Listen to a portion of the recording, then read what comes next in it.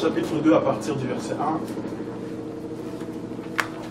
Si quelqu'un a trouvé, il peut lire par la grâce de Dieu. Un homme de la maison de Lévi avait pris pour femme une fille de Lévi. Cette femme devint enceinte et enfanta un fils, et lui qu'il était beau et le cacha pendant 3 mois. Ne pouvant plus le cacher, elle prit une caisse de jonc, qu'elle l'enduisit de bitume et de pois, et y mit l'enfant et le déposa parmi les roseaux sur le bord du fleuve. La sœur de l'enfant se tint à quelque distance pour savoir ce qui lui arriverait. La fille de Pharaon descendit au fleuve pour se baigner, et ses compagnes se promenèrent le long du fleuve. Elle aperçut la caisse du milieu des roseaux, il envoya sa servante pour la prendre. Il ouvrit et vit l'enfant, c'était un petit garçon qui pleurait. Il en eut pitié et elle dit, c'est un enfant des Hébreux. Alors la sœur de l'enfant dit à la fille de Pharaon, veux-tu que j'aille te chercher une nourrice parmi les femmes des Hébreux pour allaiter cet enfant? Va, lui répondit la fille de Pharaon, et la jeune fille alla chercher la mère de l'enfant. La fille de Pharaon lui dit, emporte cet enfant et allaite-le moi, je te donnerai ton salaire. La femme prit l'enfant et l'allaita. Quand il eut grandi, elle l'emmena à la fille de Pharaon, et fut pour elle comme un fils. Elle lui donna le nom de Moïse, car dit-elle, je l'ai retiré des eaux. Alléluia. Le livre de Exode, chapitre 14.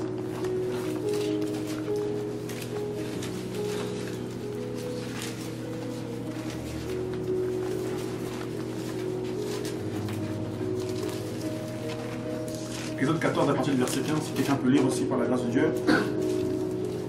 L'Éternel dit à Moïse, pourquoi s'écrit, parle aux enfants d'Israël et qu'ils marchent. Toi, lève ta verge, étends ta main sur la mer et fends-la. Et les enfants d'Israël entreront au milieu de la mer à sec. Et moi, je vais endurcir le cœur des Égyptiens pour qu'ils y entrent après eux. Et Pharaon et toute son armée, ses chars et ses cavaliers feront éclater ma gloire. Et les Égyptiens sauront que je suis l'Éternel, quand Pharaon, ses chars et ses cavaliers auront fait éclater ma gloire. L'ange de Dieu qui allait devant le camp d'Israël partit et alla derrière eux, et la colonne de nuée qui les précédait partit et se tint derrière eux. Elle se plaça dans le camp des Égyptiens et le camp d'Israël. Cette nuée était ténébreuse d'un côté, et de l'autre elle éclairait la nuit. Et les deux camps n'approchèrent point l'un de l'autre pendant toute la nuit. Moïse étendit sa main sur la mer, et l'Éternel refoula la mer par un vent d'Orient, qui souffla avec impétuosité toute la nuit. Il mit la mer à sec, et les eaux se fendirent. Alléluia. Amen. Bien aimés, ici on a pris 2 passages qui nous parlent de Moïse.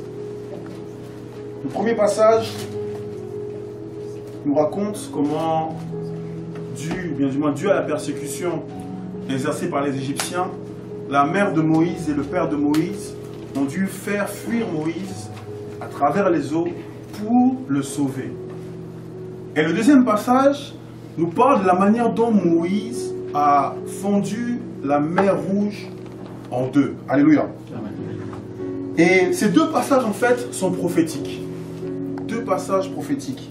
Dans la mesure où Dieu nous donne un message à travers la vie de Moïse. Moïse, son nom signifie sauver des eaux, n'est-ce pas? Et si on analyse bien, Moïse a toujours eu un rapport avec l'eau. Déjà par son nom qui signifie sauver des eaux. Parce que quand il a dû échapper aux Égyptiens, sa mère l'avait mis sur les eaux. Moïse a rencontré sa femme Séphora près d'un puits d'eau vive, donc une source d'eau vive. Moïse a réalisé un de ses plus grands miracles. Dieu a utilisé Moïse pour réaliser un des plus grands miracles face à la mer Rouge, face aux eaux. Moïse a raté la terre promise à cause d'une histoire d'eau, n'est-ce pas? Il a frappé le rocher pour faire sortir de l'eau et il n'a pas sanctifié le nom de Dieu. Alléluia. Et il y a un rapport entre Moïse et l'eau. Et l'eau est une image du monde. Nous sommes dans le livre de l'Apocalypse, ensemble.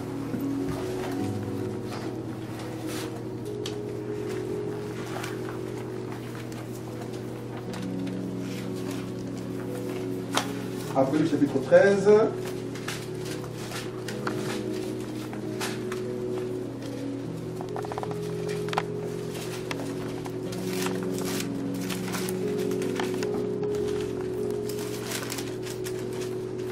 À partir du verset 1, si quelqu'un peut lire.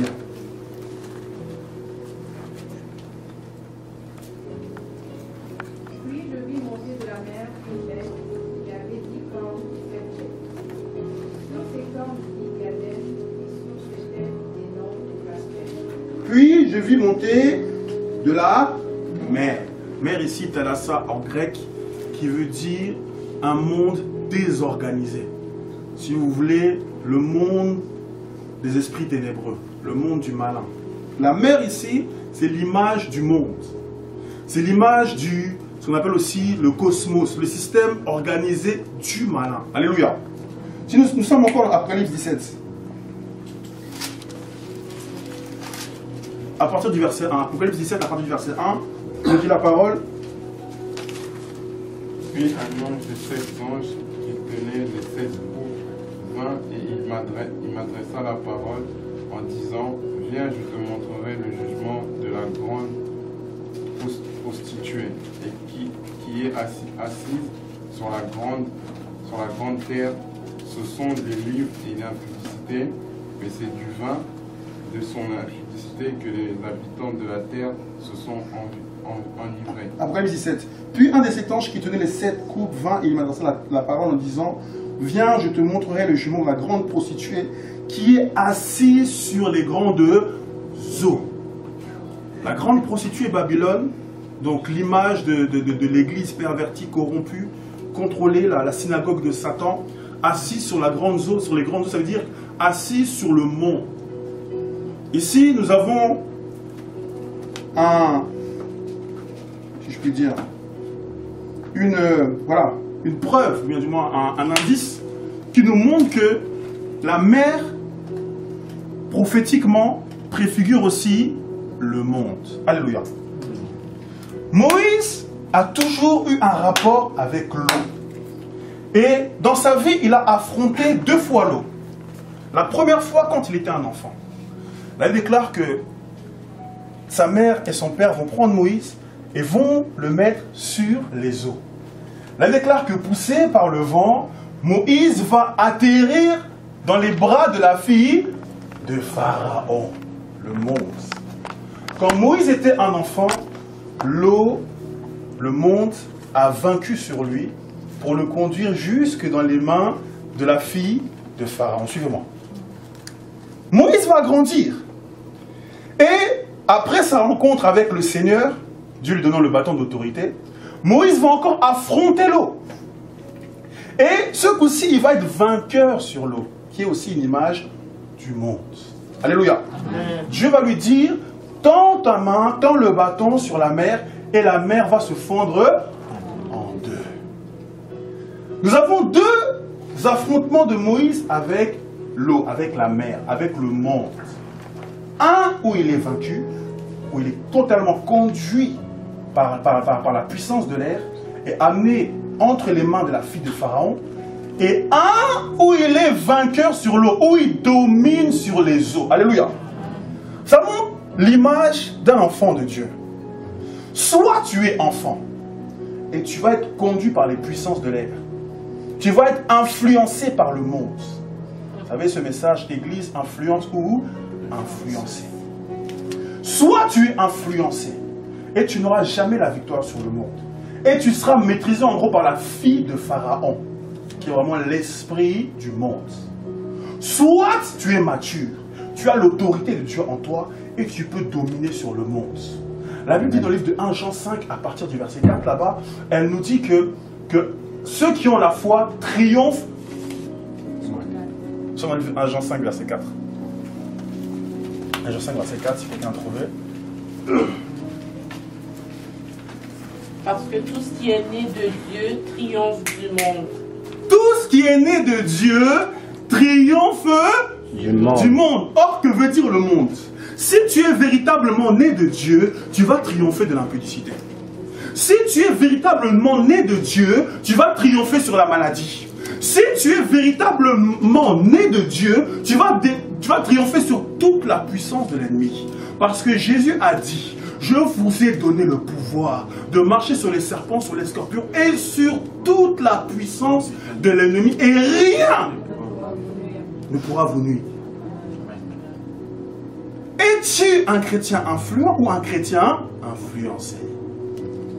Alléluia. Et si nous reprenons le livre de Exode, chapitre 2, regardons un peu.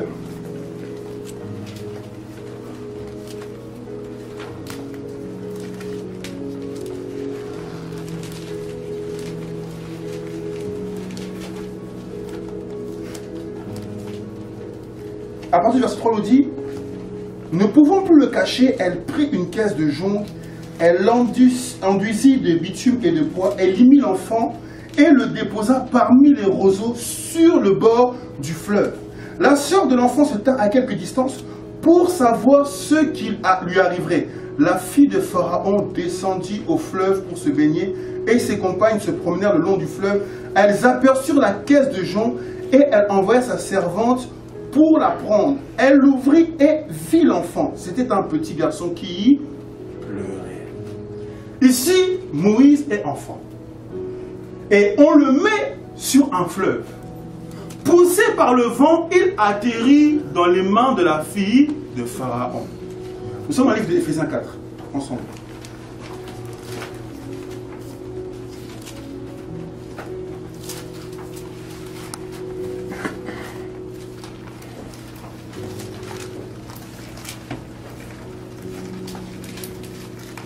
Éphésiens 4.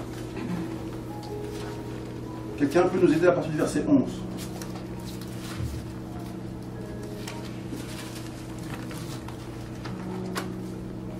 Éphésiens 4, verset 11.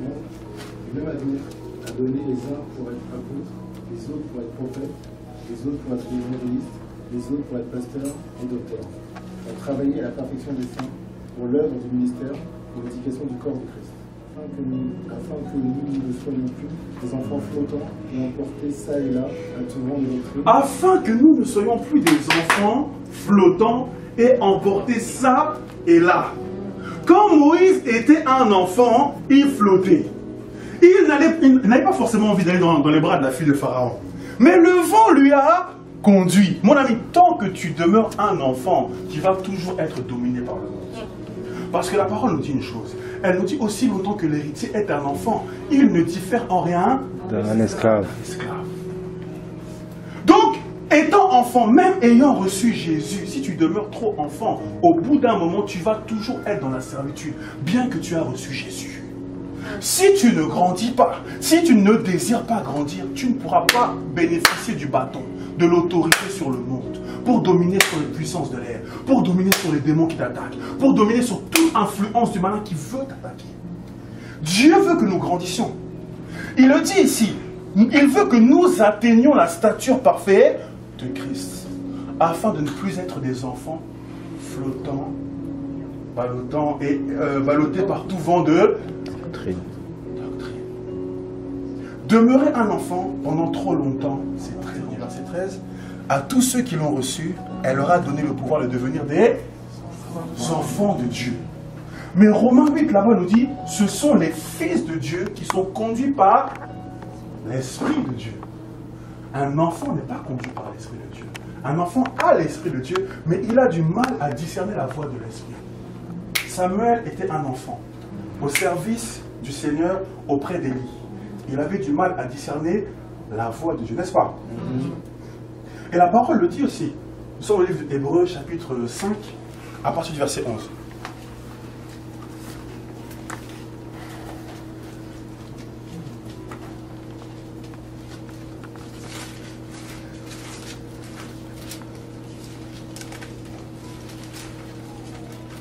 Hébreux 5, verset 11, quelqu'un trouve, il peut lire. Nous avons beaucoup à dire là-dessus et des choses difficiles à expliquer. Parce que vous êtes devenus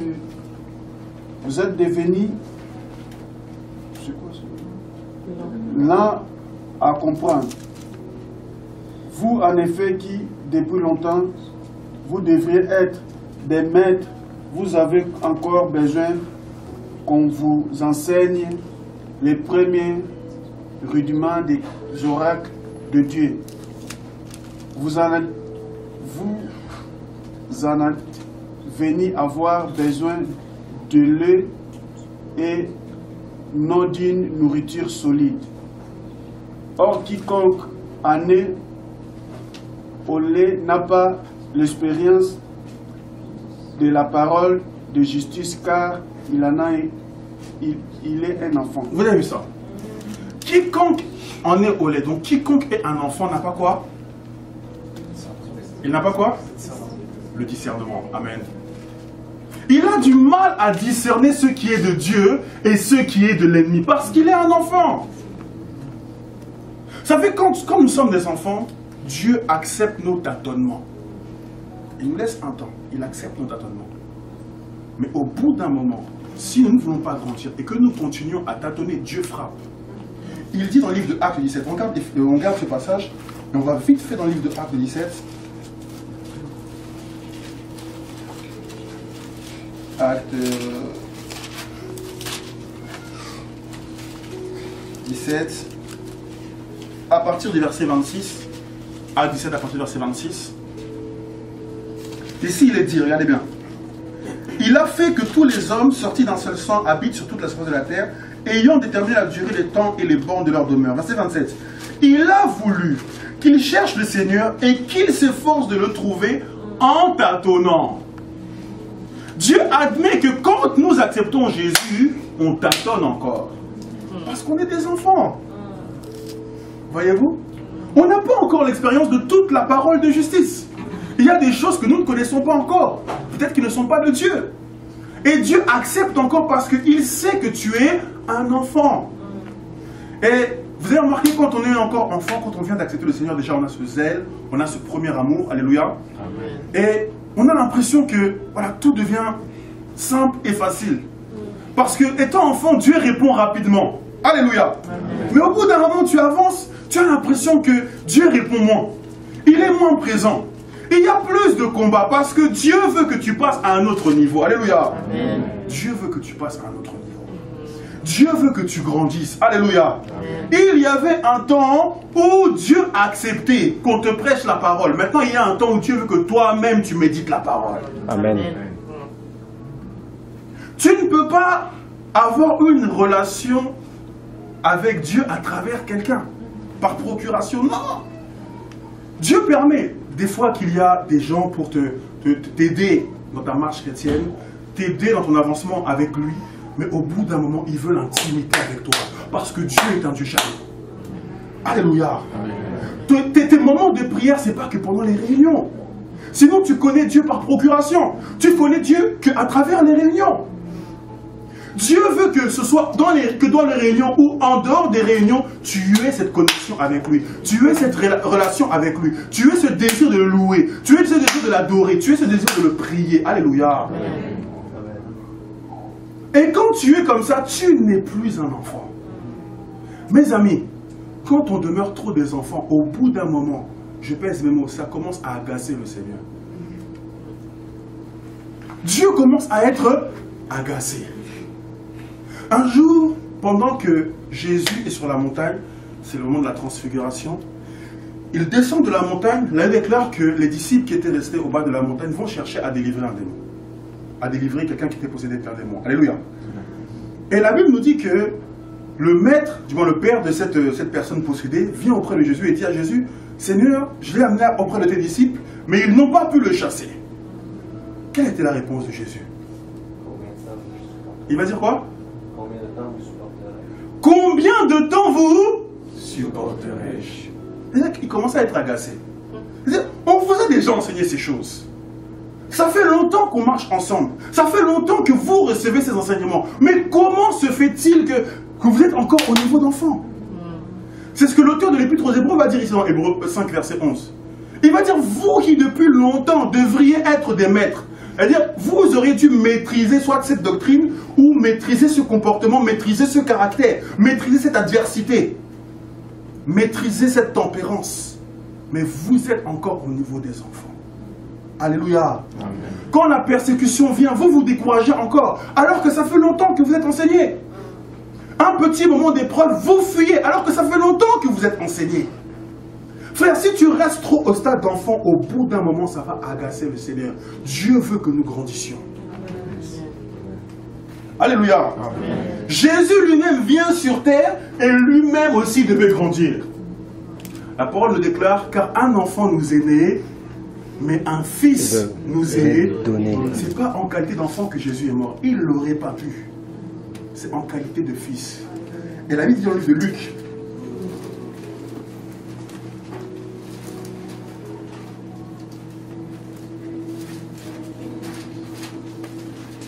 Luc chapitre 2,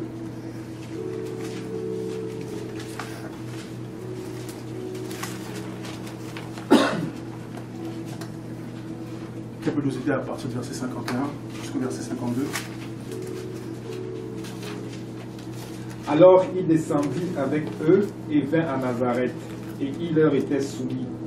Et sa mère conservait toutes ces paroles-là dans son cœur.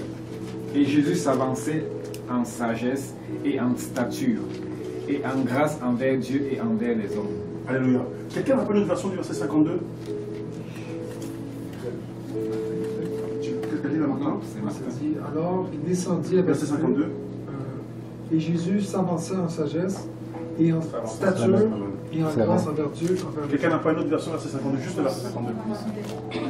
Il n'y en a pas un qui a une version qui dit et l'enfant Jésus.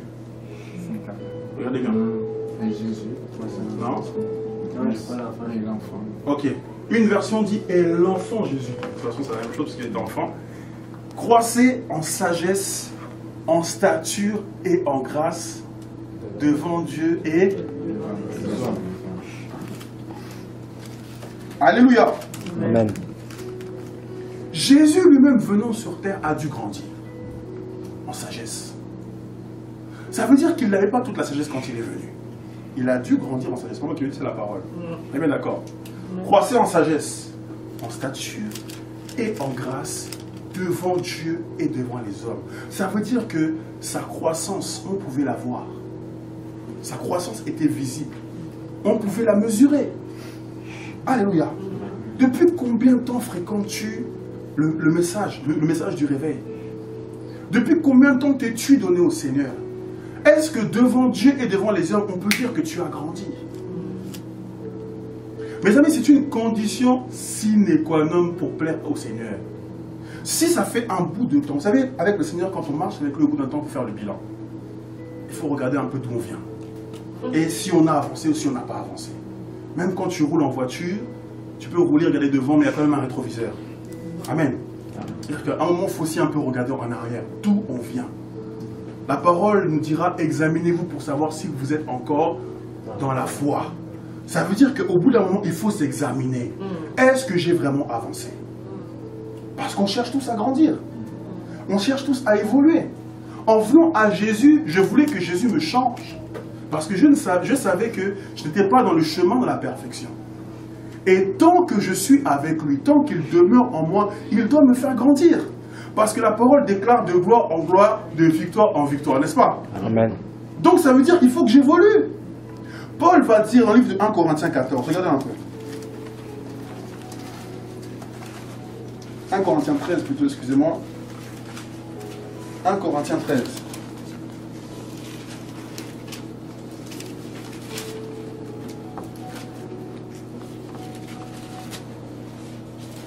« 1 Corinthiens 13,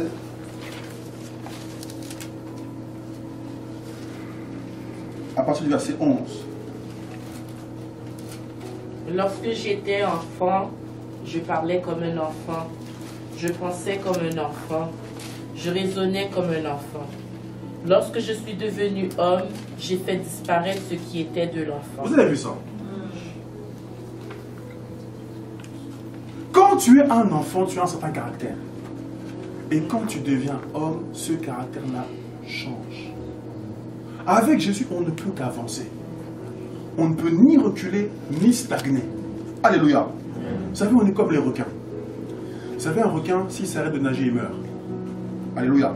S'il s'arrête d'avancer, il va mourir. Un chrétien, s'il s'arrête d'évoluer, s'il s'arrête d'avancer, s'il commence à stagner, il va mourir. Parce que Jésus ne stagne pas. Et la vie avec Jésus, c'est une marche. C'est-à-dire que si toi tu t'arrêtes, lui il ne va pas s'arrêter, il doit continuer. Quelqu'un est avec moi? Il va dire malheur à certaines villes. Malheur à toi, Chorazin. Ton jugement sera plus grave que celui de Sodome et Gomorrhe. Parce que si ces paroles avaient été annoncées à Sodome et Gomorrhe, ils se seraient convertis. Vous savez, Jésus, quand il passe là, il ne s'arrête pas. Il passe, soit tu saisis, ou il va passer. Et il faut saisir. Alléluia. Amen. La vie avec le Seigneur est une marche. Tu ne peux pas stagner, frère. Et si tu stagnes, il faut te repentir. Il faut chercher à retrouver cette présence. Seigneur, fais-moi avancer avec toi. C'est pour ça que la parole déclare racheter. Parce que le temps, c'est important. Surtout dans les temps dans lesquels nous sommes. On n'a pas le temps à perdre. On doit grandir avec le Seigneur. Parce que Dieu veut t'utiliser. Le Seigneur veut t'utiliser, mon frère, ma soeur. Mais comment il va t'utiliser si tu es un enfant? La parole nous déclare que quand j'étais enfant, je parlais comme un enfant. Si tu parles comme un enfant, tu ne seras pas utile au Seigneur. Quelqu'un est avec moi? Alléluia. Dieu veut des fils et des filles accomplis. Ce que la parole appelle des hommes faits. Qui convergent vers la stature parfaite de Christ. Qui cherchent à atteindre cette stature. Qui cherchent à atteindre cette maturité. Dieu a besoin que nous soyons des hommes et des femmes matures en Christ. Sinon, nous serons inutiles. Et il y a voilà, nous serons plutôt limités. Parce que Dieu peut utiliser les enfants, il n'y a pas de problème, mais de manière limitée. Alléluia. Or, Dieu a besoin de toi. Tu es un instrument entre ses mains. Mais pour que tu sois plus efficace, tu ne dois pas arrêter ta croissance. Jusqu'à la fin, on n'arrête pas de grandir avec Jésus. Parce qu'on n'est pas parfait. Jusqu'à la fin, on n'arrête pas d'évoluer avec Jésus. Il dit dans le livre de 1 Corinthiens 14, regardez un peu. 1 Corinthiens 14.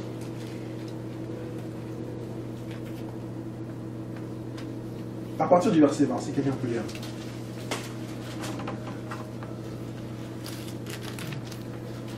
Mes frères, ne soyez point des enfants en prudence, mais soyez des petits enfants en malice, et par rapport à la prudence, soyez des hommes faits. Alléluia. Par rapport à la prudence, par rapport au discernement en gros, soyez en gros avisés. Il faut grandir avec le Seigneur. Par rapport à la méchanceté, soyez des enfants. Ayez le cœur d'enfant, comme le dit la parole. Si on n'a pas un cœur comme un enfant, on ne peut pas entrer dans le royaume de Dieu. Au niveau du cœur, au niveau de l'amour, il faut qu'on soit comme des enfants. Alléluia. Mais au niveau de l'esprit, on doit être fort. On doit chercher à être fortifié dans notre homme intérieur, nous dit la parole de Dieu. Soyez fort dans votre homme intérieur. Parce que si tu n'es pas fort, mes amis, le vent va souffler. Un homme fort, c'est celui qui a bâti sa maison sur le roc. Les vents peuvent souffler. Les tornades peuvent se déchaîner. Il va tenir ferme. Mais celui qui est un enfant, il ne va pas tenir longtemps. Alléluia. Et laissez-moi vous dire que tu le veuilles ou non, tu es déjà dans une guerre. Satan ne t'aime pas. Quand tu as donné ta vie à Jésus, la Bible déclare dans le livre de Colossiens 1 là-bas, verset 13, qu'il t'a fait passer du royaume des ténèbres au royaume de son Fils bien-aimé. Nous étions tous dans les ténèbres. Et nous avons, si je puis dire, on a démissionné des ténèbres. On était tous des agents de l'ennemi, d'une manière ou d'une autre, dans le monde. Et on a démissionné. L'ennemi est après nous. Alléluia. Amen. Et la parole est dit dans l'Apocalypse. Apocalypse.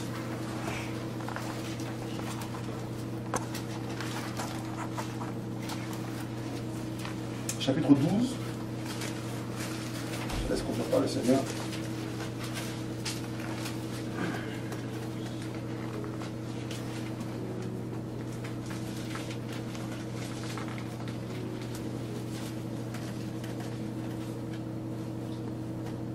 Chapitre 12, nous lisons à partir du verset 13, quelqu'un peut lire. Quand les dragons vit qu'il avait été précipité sur la terre, il poursuivit la femme qui avait enfanté l'enfant mâle. Et les deux ailes du grand aigle furent données à la femme, afin qu'elle s'envolât au désert, vers son fils où elle est nourrie un temps de temps. et la moitié d'un temple, loin de la face du serpent, et de la bouche du serpent lança de l'eau comme un fleuve derrière la femme, afin de l'entraîner par le fleuve. Et la terre secourut la femme, et le fleuve et la terre secourut la femme, et la terre ouvrit sa bouche et les engloutit. Le fleuve que le dragon avait lancé de sa bouche, et le dragon furent irrités contre la femme, et il s'en alla faire de la guerre au reste de sa postérité, à ceux qui gardent le commandement de Dieu et qui ont le témoignage de Jésus-Christ. Il s'en alla faire la guerre au reste de sa postérité, à ceux qui gardent les commandements de Dieu et qui retiennent le témoignage de Jésus. Si on voit le dragon poursuivre une femme avec son enfant, c'est-à-dire que le dragon, que tu sois enfant, que tu sois, c'est pas son problème. À partir du moment où tu as accepté Jésus et que tu cherches à retenir son témoignage et ses commandements, le dragon est après toi. Alléluia. Alors tu dois grandir. Tu dois te fortifier parce que le combat est rude. Paul va dire à Timothée, combat le bon combat. Garde la foi. Garde une conscience pure. Frère, c'est pas facile tous les jours. Et si on demeure enfant, si on ne veut pas grandir avec le Seigneur, nous sommes déjà battus à plat de couture. Quelqu'un comprend quelque chose? Si on ne se laisse pas enseigner par le Seigneur, on ne veut pas évoluer. Si hier tu parlais comme un enfant et qu'aujourd'hui tu parles encore comme un enfant, au bout d'un moment, le Seigneur va se détourner de toi. Alléluia. Alors il faut grandir avec Jésus. Il faut laisser le Seigneur nous faire croître. C'est sa volonté pour chacun d'entre nous. Dans le livre de Galates, Paul le fait comprendre aux Galatiens.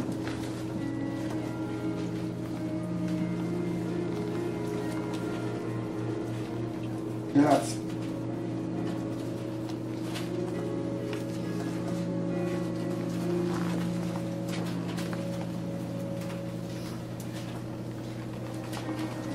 Chapitre 4, le verset 19.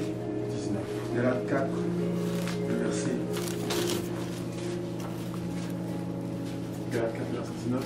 Galates 4, verset 19. Les petits enfants, pour lesquels enfrontez le travail de nouveau, jusqu'à ce que Christ soit formé en vous. Je voudrais être maintenant avec vous et changer de langage, car je suis en perplexité sur votre sujet. Ok, on peut être là. Mes enfants pour qui j'éprouve de nouveau les douleurs de l'enfantement, jusqu'à ce que Christ soit formé. Alléluia. Vous savez, quand l'Esprit de Dieu vient en nous, c'est en forme de semence, comme une graine. Tu as l'Esprit comme une graine. Et plus tu meurs à toi-même, parce que la parole déclare quand elle dit que lorsque notre homme extérieur est détruit, notre homme intérieur, et voilà, il se vivifie, il grandit en nous. C'est-à-dire, plus tu délaisses la chair, et plus ce Jésus grandit. Et plus tu gagnes en maturité. Et plus tu es rempli de lui. Quelqu'un comprend quelque chose? Amen. Si tu veux que Jésus grandisse en toi, il faut te dépouiller. Plus tu te dépouilles, plus tu laisses la place. Plus tu ôtes de la chair, et plus tu gagnes de l'esprit. Est-ce que ça va? J'ai l'impression qu'on est perplexe. Éphésiens nous dit ça, Éphésiens, chapitre 4, chapitre 2 plutôt, excusez-moi.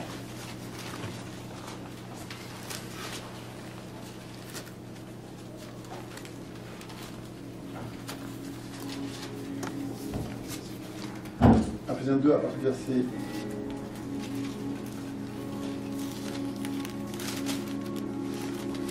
Éphésiens 4 plutôt, excusez-moi. Éphésiens 4 à partir du verset 17. Éphésiens 4 à partir du verset 17. Éphésiens 4, verset 17. Voici donc ce que je dis et ce que je déclare dans le Seigneur. Vous ne devez plus marcher comme les païens qui marchent selon la vanité de leur pensée.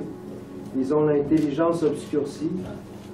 Ils sont étrangers à la vie de Dieu à cause de l'ignorance qui est en eux, à cause de l'endurcissement de leur cœur. Ayant perdu tout sentiment, ils se sont livrés au dérèglement pour commettre toute espèce d'impureté jointe à la cupidité. Mais vous, ce n'est pas ainsi que vous avez appris Christ, si du moins vous l'avez entendu, et si, conformément à la vérité qui est en Jésus, c'est en lui que vous avez été instruits à vous dépouiller par rapport à votre vie passée du vieil homme qui se corrompt par les convoitises trompeuses, à être renouvelé dans l'esprit de votre intelligence, et à revêtir l'homme nouveau, créé selon Dieu dans une justice et une sainteté qui a produit la vérité. Alléluia. Verset 20 nous dit, mais vous, ce n'est pas ainsi que vous avez appris Christ. Alléluia. Je fais une parenthèse ici. Ce passage nous fait comprendre que apprendre Christ ne suffit pas pour être sauvé. Beaucoup de gens ont appris Christ. Alléluia. Apprendre Christ ne suffit pas pour être sauvé. Il faut apprendre Christ de la bonne manière. Alléluia. Paul dit aux Éphésiens, ce n'est pas ainsi que vous avez appris Christ. Et il dit, si du moins vous l'avez entendu, et si conformément à la vérité qui est en Jésus, c'est en lui que vous avez été instruits à vous dépouiller. Comment as-tu appris Christ? Alléluia. Comment as-tu appris Christ? Quand Pierre a prêché à la Pentecôte, alléluia, pour apprendre aux Juifs religieux Jésus, qui était ce Jésus, il va prêcher la prédication de la croix. La parole déclare au livre de 1 Corinthiens, chapitre 1, verset 18, là-bas il dit que la prédication de la croix est une folie pour ceux qui périssent. Mais pour nous, c'est la puissance de Dieu. Comment as-tu appris Christ? Comment as-tu appris ce Jésus? Qui est ce Jésus qu'on t'a appris? Les musulmans ont appris un Jésus. Les catholiques ont appris un Jésus. Et le Jésus que tu as appris, comment l'as-tu appris? Le Jésus qui sauve, c'est le Jésus qui t'amène au dépouillement. C'est ce que dit la parole ici. Or, dans beaucoup d'assemblées, même dites de réveil évangélique, toutes les dénominations que vous connaissez, au lieu de chercher le dépouillement, on cherche encore des bagages. On cherche les voitures, on cherche le mariage, on cherche l'argent, on cherche le faste, on cherche ce que vous voulez. Mais le vrai évangile nous conduit d'abord au dépouillement. Parce que plus tu vas te dépouiller, et plus Jésus va grandir en toi. Parce que plus tu vas ôter ce qui est de la chair, plus tu lui fais de la place pour que lui puisse agir à travers toi. La parole est claire ici. Si conformément à la vérité qui est en Jésus, c'est en lui que vous avez été instruits à vous dépouiller par rapport à votre vie passée, du vieil homme qui se corrompt par les convoitises trompeuses, et à être renouvelé dans l'esprit de votre intelligence, à revêtir l'homme nouveau créé selon Dieu dans une justice, une sainteté que produit la vérité. Verset 25, c'est pourquoi renoncer au mensonge, renoncer à ceci, renoncer à cela. Ok, pour que Jésus soit formé en nous, pour qu'il puisse grandir en nous, il faut ôter ce qui est de la chair. Chaque jour, chaque instant, chaque minute, chaque seconde, quand tu peux ôter de la chair en toi, tu fais grandir Jésus en toi. Quelqu'un est avec moi? Amen. Et c'est ça notre combat. Le combat de la foi, ce n'est pas un combat avec les démons. Pas du temps dans les combats spirituels, combat avec esprit de ci, combat avec esprit de cela. Mais le vrai combat, c'est avec ma propre chair. C'est avec nous-mêmes. C'est avec ce qui domine encore sur nous. Alléluia. Amen. C'est ça le vrai combat. Parce que les démons peuvent m'attaquer. La Bible dit, si l'ennemi vient comme un fleuve, l'Esprit de l'Éternel le mettra en déroute. Vous avez déjà vu ce passage? Oui. Vous avez déjà vu ce passage? Gloire à Dieu. Ça veut dire que l'ennemi peut t'attaquer. Tant que tu es avec Jésus, tu as le bouclier de la foi. Il n'y a pas de problème. Mais si tu donnes accès au diable, il est dit ne donnez pas accès au diable. Si tu donnes accès au diable, et on aime chérir les mauvais comportements des fois. Ce que le monde appelle les péchés mignons, alors que le péché n'est pas mignon. Alléluia. Si on pouvait nous montrer la tête du péché, beaucoup fuiraient. C'est un gros démon. Alléluia. Et on a tous des choses qu'on garde encore un peu. Parce qu'on n'est pas parfait. Alléluia. Mais à chaque fois que tu gardes des choses qui ne glorifient pas Dieu, tu empêches Jésus de grandir en toi. Tu es en train de stopper ta croissance. Alléluia. Et beaucoup de gens marchent avec le Seigneur, et à force de garder le péché, de ne pas renoncer au péché, de ne pas renoncer à ce qui ne glorifie pas le Seigneur, ils ont stoppé leur croissance, ils sont devenus rachitiques. Tu vois quelqu'un, ça fait 10 ans qu'il marche avec le Seigneur, mais si tu le voyais dans l'esprit, tu verrais quelqu'un tout petit, un nain. Pourquoi? Parce que lui, là, ça fait 10 ans qu'il marche, mais à cause du péché qu'il garde depuis 10 ans, eh bien, il n'a pas grandi. Quelqu'un comprend quelque chose? Amen. C'est ça le véritable combat. Laissez Jésus grandir en nous. Vous savez, l'Église primitive chérissait une chose, comme Dieu d'ailleurs. Il y a une chose que Dieu chérit, son Saint-Esprit, nous dit la parole de Dieu. Dieu chérit son esprit. C'est une grâce, un privilège. Et l'Église primitive avait un fort respect pour le Saint-Esprit. À tel point que même pour faire des tâches banales, vous savez, les diacres, on va prendre le passage en Actes. Actes chapitre 6. Actes chapitre 6.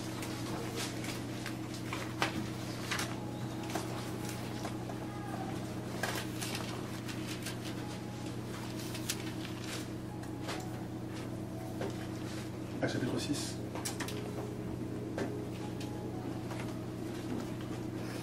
À partir du verset 2, la parole déclare: les 12 convoquèrent la multitude des disciples et dirent: il n'est pas convenable que nous laissions la parole de Dieu pour servir aux tables.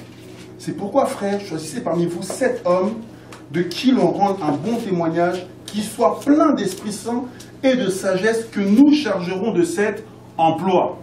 Je pose une question: de quel emploi il s'agissait ici? Servir aux tables.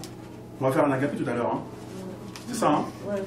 Juste pour servir aux tables, la condition qu'il fallait, c'était être rempli de sagesse et du Saint-Esprit. Alléluia. Amen. Pour un service qu'on peut juger de banal. C'est- Alors imaginez pour les autres services. La mission, l'évangélisation, il fallait être rempli du Saint-Esprit. Et on a l'impression que dans les temps de la fin, c'est plus un standard qui est important pour le chrétien d'aujourd'hui. Il faut savoir que tu es appelé à être en tout temps rempli de l'Esprit. C'est quelque chose que Dieu veut pour chacun de nous. Quand tu t'endors, Dieu veut que tu sois rempli de son Esprit. Quand tu te réveilles le matin, Dieu veut que tu sois rempli de son Esprit. Quand tu sors de chez toi, Dieu veut que tu sois rempli de son Esprit parce que tu ne sais pas ce qui t'attend dehors. Tu ne sais pas quelle attaque t'attend dehors. Et quand tu comprends que en tout temps, tu dois être rempli de lui, c'est ça qu'il déclare: prier sans cesse. Prier sans cesse ne veut pas dire ouvrir la bouche pour parler sans cesse, non. Sinon tu ne pourrais pas prier en mangeant. On est bien d'accord? Ça veut dire soyons connectés avec le Seigneur sans cesse. Alléluia. Amen. Ça va? Gloire à Dieu. Et Dieu veut que nous soyons remplis de lui en tout temps. Et quand on comprend ça, on ne laisse pas de place au péché. On ne laisse, en fait, on essaie de mener une vie dans la crainte de Dieu. En tout temps, en chaque instant. Seigneur, j'ai fait une faute là. Seigneur, pardon. J'ai agi mal contre un frère. Mon frère, pardon. Pourquoi? Parce que je veux garder la personne du Saint-Esprit. J'ai besoin de lui. J'ai besoin qu'il soit en moi. J'ai besoin qu'il agisse à travers moi. Parce qu'il me garde quand il est là. Il m'inspire quand il est là. Il me permet de discerner les attaques de l'ennemi quand il est là. Il me protège quand il est là. J'ai besoin de sa présence. Et puis tout simplement parce que je l'aime. Quelqu'un comprend quelque chose? Amen. Au jour d'aujourd'hui, tu peux te mettre en colère et faire toute ta journée avec ta colère. Il n'y a pas de problème. Mais un vrai chrétien qui chérit la présence de l'Esprit, ça va lui faire mal et ça va l'interpeller. Quelqu'un comprend quelque chose? Amen. Et tellement c'est quelque chose qui n'est plus prêché, ce standard d'être rempli de l'Esprit, c'est négligé dans notre génération. Mais bien aimé, Dieu veut que tu sois rempli de son Esprit. Je le dis encore, la parole déclare, ce sont les fils de Dieu qui sont conduits par l'Esprit de Dieu. Plus tu es rempli de son Esprit, mieux Dieu pourra te diriger, mieux Dieu pourra te conduire. Quelqu'un comprend quelque chose?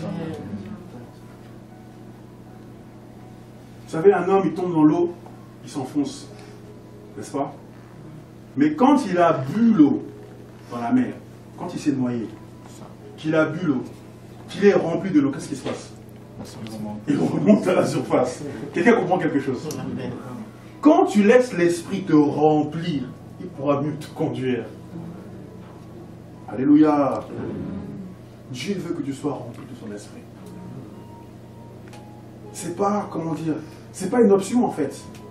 Être rempli de l'esprit de Dieu, c'est pas une option, mon ami. C'est un standard que Dieu veut pour chacun d'entre nous, qu'il désire pour chacun d'entre nous. Parce qu'il veut prendre tout. La Bible est claire dans le livre de 1 Corinthiens 3, au verset 16, nous connaissons le passage, que notre corps est le temple du Saint-Esprit, n'est-ce pas? Amen. Notre corps est le temple du Saint-Esprit. Et l'ancien temple, nous le connaissons. C'était le temple de Salomon. Avant le temple de Salomon, nous connaissons qu'il y avait le tabernacle. Vous savez, quand Dieu descendait le tabernacle, il ne voulait pas qu'il y ait quelqu'un. Quand il descendait dans toute sa gloire. Il descendait dans une gloire qui n'était pas totale, une fois par an déjà. Quand le souverain sacrificateur entrait dans le tabernacle pour la fête du grand pardon, le Yom Kippour, pour le pardon des péchés, quand il rentrait dans le lieu très saint, Dieu descendait. Mais il y a eu des moments dans la parole de Dieu où il est descendu dans toute sa gloire dans le tabernacle. Et quand le souverain sacrificateur était là, il le mettait dehors, parce qu'il n'aime pas la cohabitation. Nous sommes dans le livre de l'Exode, on va prendre un peu un exemple. Exode chapitre 40.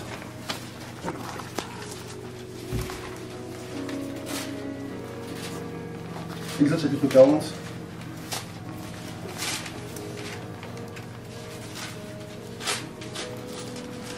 Le verset 34. Exode 40, verset 34.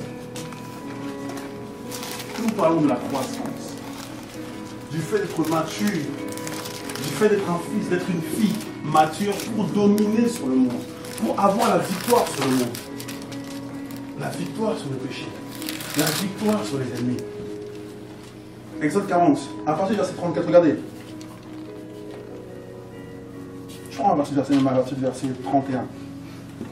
Moïse et Aaron et ses fils s'y lavèrent les mains et les pieds. Lorsqu'ils entrèrent dans la tente d'assignation et qu'ils approchèrent de l'autel, ils se lavèrent comme l'Éternel l'avait ordonné à Moïse. Il dressa le parvis autour du tabernacle et de l'autel, et il mit le rideau à la porte du parvis. Ce fut ainsi que Moïse acheva l'ouvrage. Verset 34. Alors la nuée couvrit la tente d'assignation, et la gloire de l'Éternel remplit le tabernacle. Nous voyons Dieu descendre dans toute sa gloire dans le tabernacle. Qu'est-ce qui se passe? Verset 35. Moïse ne pouvait pas entrer dans la tente d'assignation parce que la nuit restait dessus et que la gloire de l'Éternel remplissait le tabernacle. Alléluia. Amen. Quand Dieu descendait dans toute sa gloire dans le tabernacle, il chassait Moïse. Quelqu'un comprend quelque chose? Dieu, pour qu'il puisse se manifester dans toute sa gloire en toi, il faut qu'il chasse ta personnalité. C'est ainsi que Paul va dire dans le livre de Galates 2, alléluia, à partir du verset 20, il va dire là-bas, ce n'est plus moi qui vis, c'est Christ qui vit en moi. Je lui ai laissé toute la place. Vous savez, notre corps est comme un véhicule, et notre esprit, notre âme plutôt, comme un conducteur, alléluia. Et dans ton corps là, Dieu ne veut plus que ton esprit conduise, il ne veut plus que ton âme conduise, il veut lui conduire ton corps. Il veut que ton corps soit son véhicule à lui, alléluia. Amen. Et il veut juste que tu restes assis et que tu le regardes conduire en ayant une totale confiance. Amen. Quelqu'un comprend quelque chose. C'est ça être conduit par l'esprit. C'est toi qui avais le volant. Tu voulais aller à droite, tu voulais aller à gauche. Maintenant, c'est plus toi qui conduis. C'est ce que Jésus va dire à Pierre. Il va dire, Pierre, quand tu étais jeune, tu allais où tu voulais. Mais quand tu vas vieillir là, quelqu'un te prendra par la main et tu n'iras pas forcément là où tu voudras. C'était l'image du Saint-Esprit. Quelqu'un comprend quelque chose? Amen. Il faut le laisser. Il faut le laisser se former en toi. Alors, il faut accepter de te dépouiller. Il faut accepter que le Seigneur change tes caractères. Dans ta vie de couple, il faut accepter que le Seigneur te brise. Il faut aimer le brisement. Ceux qui ne le glorifient pas, il faut laisser le Seigneur le changer. Alléluia. Dans ta relation avec tes parents, je ne sais pas, dans ta relation avec ton employeur, dans toutes les sortes de relations, Dieu veut que tu acceptes de t'humilier, que tu changes ton caractère pour qu'il puisse grandir en toi. Pour qu'il puisse grandir en toi, se former en toi. Et laisse-moi te dire, quand Jésus te remplit, que tu ne veuilles ou pas, tu ne seras pas la même personne. Ça ne dépendra même pas de toi. C'est pour ça qu'on parle du fruit de l'esprit. Les gens pensent que le fruit de l'esprit, c'est par eux-mêmes qui vont le produire. Non. Si tu le produis par toi-même, ce n'est pas le fruit de l'esprit, c'est ton fruit à toi. Alléluia. Quelqu'un comprend quelque chose. Si c'est le fruit de l'esprit, ça veut dire que l'esprit produit ce fruit en toi indépendamment de ta volonté. Toi, tout ce que tu as à faire, c'est le laisser faire. Le laisser conduire. Le laisser prendre la première place. Le laisser diriger. Le laisser te contrôler. Et même si tu n'es pas patient, lui-même mettra la patience en toi, indépendamment de ta volonté. Même si tu manques de tempérance, lui-même te rendra tempérant sans que tu n'aies rien fait, si ce n'est te dépouiller. Alléluia. Amen. Il faut que Jésus puisse grandir en nous. Il faut aimer le dépouillement. Et pour ça, il faut l'humilité. Pour se laisser dépouiller, il faut être humble. C'est ainsi que l'humilité précède la gloire. Quand nous nous bloquons, nous stagnons, nous avons des caractères qu'on ne veut pas changer, c'est des signes d'orgueil. Or, l'orgueil précède la chute. Dieu peut utiliser des gens pour nous faire des remarques. Des fois, ça ne fait pas plaisir. Ça fait mal. Alléluia. Il n'y en a pas parfait. Hein. Ah, je suis marié avec ma femme me fait des remarques. Je ne suis pas parfait. Des fois, ce n'est pas évident, mais Dieu passe aussi par elle. Et il faut accepter le brisement. Alléluia. Amen. Et vice versa. Et Dieu soit béni, parce que dans le couple, Dieu nous perfectionne encore. Alléluia. Amen. Dieu soit béni. Dieu veut que nous grandissions. Dieu veut que nous grandissions. Et pour grandir, il faut mourir. Plus tu meurs, plus tu grandis. Parce que plus tu meurs, plus Jésus se révèle en toi. Alléluia. Plus tu meurs à toi-même, plus tu donnes de l'engrais à cette graine du Saint-Esprit pour qu'elle puisse pousser, pour qu'elle puisse aller de l'avant et qu'on voie Jésus à travers toi. Alléluia. La première chose, c'est mourir à soi-même. Mourir à soi-même. Accepter le brisement. Travailler l'humilité. La Bible dans le livre de Philippiens 2, à partir du verset 5 là-bas, ayez en vous les mêmes sentiments qui étaient en Christ, lequel, existant au fond de Dieu, n'a pas regardé comme une proie arrachée à être son semblable, mais il s'est... Si lui, il s'est dépouillé, à combien plus forte raison nous les hommes? Alléluia. À combien plus forte raison nous qui sommes hommes, nous devons nous dépouiller. Première chose, le dépouillement pour grandir. Le fait d'accepter le brisement, le fait d'accepter la correction. Il faut aimer quand on nous corrige. Alléluia. On a beaucoup de problèmes avec ça. Quand on corrige un frère dans un ministère, s'il y a l'orgueil, ça ne passe pas, ça fait des guerres. Mais quand tu aimes la correction, tu vas aller de l'avant. Dieu châtie ceux qui l'aiment. Des fois, Dieu permet des épreuves aussi pour nous corriger. Et il faut bénir son nom pour les épreuves. C'est parce que cette épreuve est là pour te faire grandir. Elle est là pour te faire aller de l'avant. Donc Dieu soit béni pour ces épreuves. Alléluia. Job avait tout. Il avait tout. Et dans son caractère, il pensait qu'il était arrivé. Mais il n'était pas encore arrivé. L'épreuve que Dieu a permis dans sa vie, c'était encore pour le faire grandir. Dans sa maturité et dans sa relation avec lui. Alléluia. C'est ainsi qu'il va dire, mon oreille avait entendu parler de toi. Vous savez, Job avait tout. Mais il y a une chose qu'il n'avait pas. Il n'avait pas encore vu la main de Dieu à son paroxysme. Parce qu'il va dire, mon oreille avait entendu parler de toi. Maintenant, mon œil t'a vu. Des fois, il y a des épreuves qui sont là pour que tu puisses voir le Seigneur, tout simplement. Si ce n'était l'épreuve, tu aurais simplement entendu parler de lui. Mais béni soit Dieu, par son épreuve, ton œil peut le voir. Alléluia. Tu veux voir Dieu par sa grâce. Amen. Ah, on accepte aussi les épreuves. Ah, oui. Dieu soit béni. La première chose, le dépouillement, l'épreuve, le brisement, l'humilité. La deuxième chose, le lait. Nous sommes dans le livre de Pierre, 1 Pierre chapitre 2.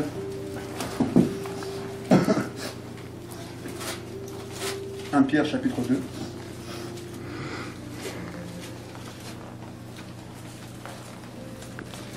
Pierre chapitre 2. À partir du verset numéro 2, si quelqu'un a trouvé. peut nous aider. Désirez comme des enfants nouveau-nés, le riche spirituel et pur, afin que par lui vous croissiez pour le salut, si vous avez goûté que le Seigneur est bon. Ok. Désirez comme des enfants nouveau-nés le lait spirituel et pur, afin que par lui vous croissiez pour le salut. Ce verset parle de lui-même. Il faut le lait de la parole de Dieu. Vous savez, la parole de Dieu a deux phases, si je puis dire. Il y a le lait et la nourriture solide. Alléluia. Le lait, c'est ce qu'on appelle les fondements de la parole de Dieu. Les principes de base. Et la nourriture solide, c'est pour le perfectionnement. Alléluia. On nous dit qu'on doit désirer le lait, c'est-à-dire les enseignements qui vont nous former, les enseignements de base, à savoir déjà la repentance, la foi, la doctrine des baptêmes. Vous savez, ces enseignements de base sont énumérés dans le livre de Hébreux 6, à partir du verset 1. Ça va, bien aimé? Amen. Gloire à Dieu.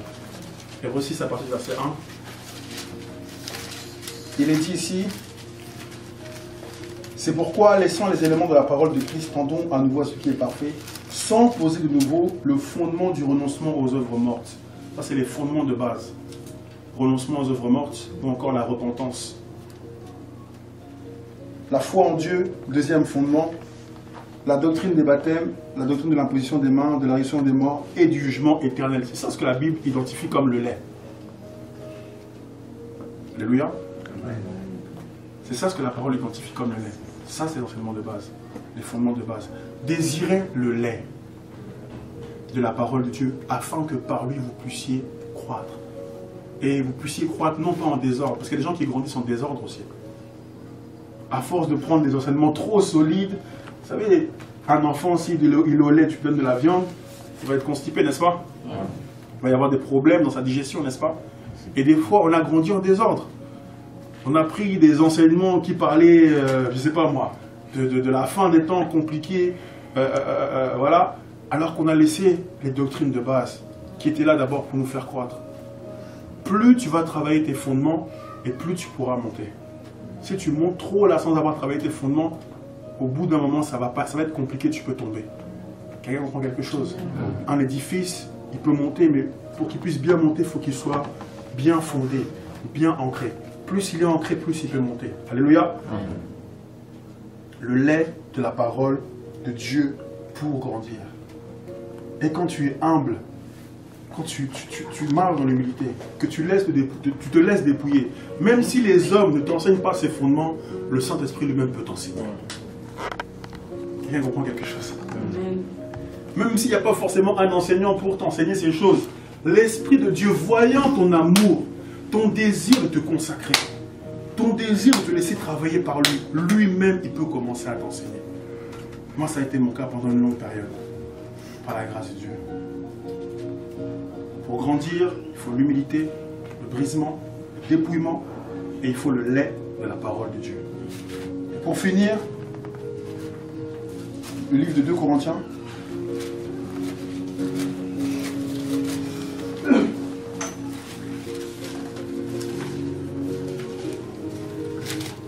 Chapitre 3.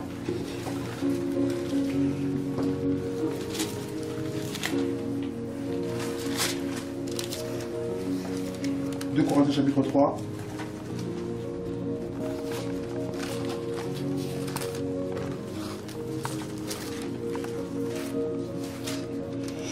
Verset 17, la parole déclare: Or le Seigneur c'est l'Esprit, et là où est l'Esprit du Seigneur, là est la liberté. Nous tous, dont le visage découvert reflète la gloire du Seigneur, nous sommes transformés en la même image, de gloire en gloire, par l'Esprit du Seigneur. Alléluia. Quelqu'un a retiré une version du verset 18. 2 Corinthiens 3, 18. Est-ce que quelqu'un a une autre version? Contemplons comme un miroir Voilà. la gloire du Seigneur. Voilà. Tu peux continuer, frère? En face découverte, nous sommes transformés à la même image de gloire en gloire, comme par l'Esprit du Seigneur. On nous parle ici de la contemplation. C'est-à-dire, la vie de prière, la vie d'adoration, l'intimité avec le Seigneur, plus tu contemples le Seigneur, plus tu grandis aussi. Alléluia. Parce que, en fait, plus tu vas le contempler, plus il va se refléter à toi. Vous savez, la contemplation, ce n'est pas simplement le fait de voir. C'est le fait de voir et d'admirer. C'est le fait d'admirer le Seigneur, d'admirer ce qu'il est avant tout, avant d'admirer ce qu'il fait. Admirer ce qu'il est. On l'admire parce qu'il est saint. Et il n'y a rien de plus saint. On l'admire parce qu'il est glorieux. Et il n'y a rien de plus glorieux. On l'admire parce qu'il est grand. Et il n'y a personne qui soit aussi grand. On l'admire parce qu'il est pur. Et il n'y a personne qui soit aussi pur. On l'admire parce qu'il est vrai. Et il n'y a rien ni personne qui peut être aussi vrai. Et le fait d'être dans cette admiration, Dieu va te donner l'amour d'être comme lui en fait. Et ça, c'est la contemplation du Seigneur. C'est la vie d'adoration. L'intimité avec lui. Quand tu passes du temps dans l'intimité avec lui, Dieu va commencer à t'influencer. Alléluia. La Bible déclare que tu vas commencer à dégager la bonne odeur du parfum de Christ. Vous savez, quand vous êtes... vous fréquentez beaucoup une personne qui sent un tel parfum, que vous la fréquentez beaucoup, que vous la saluez ou quoi, vous-même vous pouvez être impacté par son parfum. Alléluia. Plus tu passes du temps dans la présence de Dieu, lui qui sent plus que la myrrhe, plus que l'encens, tu vas dégager son parfum. Et on va voir la vie de Christ se refléter à travers toi. Amen. Alléluia. Parce que ça va être comme dans un miroir. Comme dans un miroir. Il va se révéler à toi tel qu'il est quand tu vas le contempler, quand tu vas l'adorer, quand tu vas passer du temps dans l'intimité avec lui. C'est pour ça qu'il faut savoir s'enfermer des fois avec le Seigneur. La vie chrétienne, ce n'est pas simplement venir à des réunions, il faut aussi l'intimité. Les réunions sont très importantes, attention. Parce on est dans un temps où il y a beaucoup de négligence par rapport à ça aussi. Les réunions, c'est aussi important, ça aussi son importance par la grâce de Dieu. Mais il faut l'intimité avec lui, avant toute chose. Si tu n'as pas encore expérimenté l'intimité avec le Seigneur, tu n'as pas encore goûté comment le Seigneur est. C'est faux. C'est faux. Tu ne peux pas simplement venir aux réunions, tu rentres chez toi, ta relation avec lui, elle est fade. C'est-à-dire que tu n'es pas connecté avec lui. C'est ainsi, Matthieu 7:21 nous dit que beaucoup diront Seigneur, Seigneur. Il va dire, je ne vous ai jamais connu.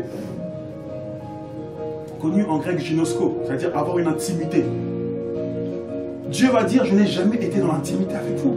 C'est ça ce qu'il est en train de dire en fait. Vous dites, vous m'appelez Seigneur, vous m'appelez votre maître. Mais jamais je vous ai vu dans l'intimité, moi je ne vous connais pas. Quand j'avais des temps d'intimité avec mes enfants, vous étiez aux abonnés absents. Moi je ne vous connais pas. Alléluia. Se laisser briser par Dieu. Désirer sa parole sur l'air. Désirer être formé par lui. Et passer du temps dans sa présence. Et Dieu nous fera grandir. Pourquoi Moïse a pu affronter la mer Rouge? Pourquoi Moïse a dominé sur la mer Rouge? C'est tout simplement parce qu'il s'est laissé enseigner par le Seigneur. La parole est dit dans le livre de Hébreux. Pour finir, Hébreux, chapitre 6.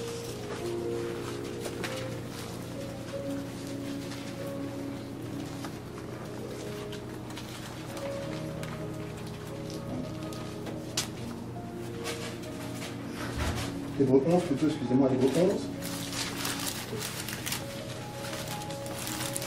11. Hébreux 11, verset 24.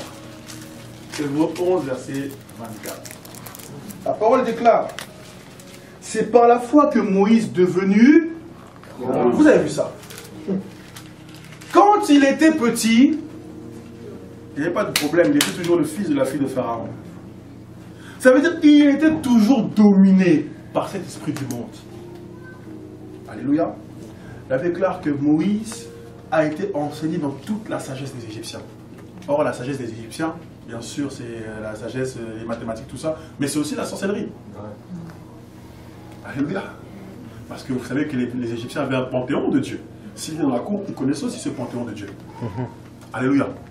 Moïse a été enseigné dans tout cela. Mais quand il est devenu grand, il a d'abord dominé sur ceux qui le dominaient. Devient grand pour dominer ceux qui le dominent encore. comment tu pourras être le libérateur de ton frère si toi-même tu es encore dominé par des choses? Quelqu'un est avec moi? Quand il est devenu grand, il refusa d'être appelé fils de la fille de Pharaon. Il préféra être maltraité. Il a accepté le brisement. Il préféra être maltraité avec le peuple de Dieu plutôt que d'avoir pour un temps la jouissance du péché. Il regarda l'opprobre de Christ, la contemplation, frère. Il regarda l'opprobre de Christ comme une richesse plus grande que les trésors de l'Égypte. Il a tellement apprécié la présence de Dieu que dans Exode 33, là-bas, il va dire, Dieu, fais-moi voir ta gloire. Tu veux grandir, mon ami. Tu veux aller à un autre stade avec le Seigneur. Parce que beaucoup ne comprennent pas. Comment je connais Jésus, je marche, je connais le message du réveil. Il y a encore le péché, il y a encore les mauvais comportements. Je suis encore battu par le monde, etc., etc. Or, la parole déclare que Dieu nous fait toujours triompher en Christ. Alors, si je ne triomphe pas toujours en Christ, soit Dieu est menteur, soit il y a un problème de mon côté. Or, Dieu n'est pas menteur. Parce que tout homme soit reconnu pour menteur, que Dieu soit reconnu pour vrai. Dieu n'est pas un homme pour mentir, ni le fils d'un homme pour se mentir, n'est-ce pas? Amen. Ça veut dire qu'il y a un problème quelque part. Le problème, c'est que je ne laisse pas Jésus grandir en moi et je ne veux pas grandir avec lui. Je suis resté bloqué à un stade. Et à cause de cela, l'ennemi domine sur moi. La mer domine sur moi. Je suis un enfant ballotté. Un temps, je souffle le feu, un autre temps, je souffle le froid. Un temps, je souffle le feu, un temps, je souffle le découragement. Alors, je suis devenu tiède. Or, la parole déclare que si je suis tiède, Dieu me vomira. Je dois retrouver le feu de Dieu. Je dois retrouver cette présence en moi. Je dois me laisser remplir de l'Esprit. Et je dois veiller. Il va dire ça à son Église. Il va dire, sois vigilant et affermis le reste. Je dois être vigilant. Vigilant pour que, voilà, non pas, ne serait-ce qu'une once de la présence de Dieu ne puisse pas me quitter. Quand je sais que j'ai failli, je me reprends vite. Parce que, vous savez, c'est comme quand je suis blessé. Je suis blessé dans une partie vitale, ouverte. Si je ne cicatrise pas vite fait, je vais me vider de mon sang. Hémorragie. Quelqu'un comprend quelque chose? Quand j'ai fait une erreur, si je ne me reprends pas vite fait, aussi longtemps que je reste avec cette erreur, la présence de Dieu me quitte au fur et à mesure. Quelqu'un comprend quelque chose? Alors je me reprends vite fait. Et cette présence que j'ai perdue, je me bats pour la rattraper. Je me bats pour la rattraper. C'est ainsi que David, dans sa marche, au bout d'un moment, il s'est aperçu qu'il avait commencé à perdre la présence de Dieu. Il va dire, renouvelle en moi un esprit bien disposé. Psaume 50.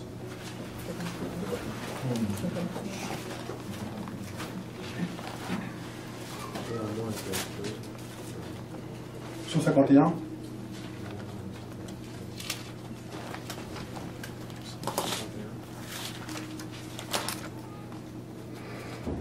Voici le repentir de David. Psaume 51. Verset 3. Ô Dieu, aie pitié de moi dans ta bonté. Selon ta grande miséricorde, efface mes transgressions. Lave-moi complètement de mon iniquité. Purifie-moi de mon péché. Car je reconnais mes transgressions. Et mon péché est constamment devant moi.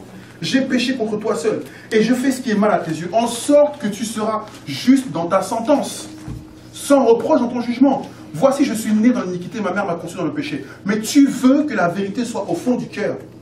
Fais donc pénétrer la sagesse au-dedans de moi. Purifie-moi avec l'hysope et je serai pur. Lave-moi et je serai plus blanc que la neige. Annonce-moi l'allégresse et la joie, et les eaux que tu as brisées se réjouiront. Détourne ton regard de mes péchés, efface toutes mes iniquités. Ô Dieu, crée en moi un cœur pur. Renouvelle en moi un esprit bien disposé. Ne me rejette pas loin de ta face. Ne me retire pas ton Esprit Saint. Voici la plus grande peur de David. Quand David, son fils Absalom, lui a retiré le trône, il a béni Dieu. Alléluia. Il n'a pas maudit Dieu, il a béni Dieu. Il va reconnaître que Dieu était juste dans sa sentence, comme il le dit ici d'ailleurs même. Il pouvait perdre le trône. Il pouvait perdre le royaume, mais le Saint-Esprit, pas question. Alléluia. Ah, je peux tout perdre, mais si je perds la présence de Dieu, je suis fini. Il n'y a rien de plus important que sa présence en moi. Ne me rejette pas dans ta face, ne me retire pas dans l'Esprit Saint. Rends-moi la joie de ton salut et qu'un esprit de bonne volonté me soutienne. J'enseignerai tes voies à ceux qui les transgressent et les pécheurs reviendront à toi. Ô Dieu, Dieu de mon salut, délivre-moi du sang versé et ma langue célébrera ta miséricorde. Seigneur, ouvre mes lèvres et ma bouche publiera ta louange. Si tu avais voulu du sacrifice, je t'en aurais offert, mais tu ne prends point plaisir aux holocaustes. Verset 19, les sacrifices qui sont agréables à Dieu, c'est un esprit brisé. Un esprit brisé, voilà ce qui est agréable. Quelqu'un qui a compris. Qui s'est laissé transformer par Dieu. Amen. Il se voyait grand selon le monde, mais il a compris que je n'étais pas grand selon le monde. J'étais peut-être grand selon le monde, mais devant Dieu, j'étais rien. Je refuse même d'être grand selon le monde si je suis rien devant Dieu. Je veux que Dieu m'agrée comme son fils. Je veux que Dieu m'agrée comme sa fille. Peu importe ce que le monde dit de moi, je veux être le fils et la fille de Dieu, conduit par Dieu, rempli de Dieu, parlant comme Dieu, marchant comme Dieu, touchant comme Dieu, bénissant comme Dieu bénit. Je veux être tel qu'il est. Jean va dire tel qu'il est, tel que nous devons être. Je veux converger vers sa stature. Je veux être comme lui sur la terre des hommes. Alléluia. Et pour ça, je dois le laisser me travailler. Je dois le laisser me faire grandir. Je dois le laisser ôter tout ce qui n'est pas de lui en moi. Est-ce qu'on peut prier le Seigneur? Seigneur, nous te bénissons, papa. À toi toute la gloire.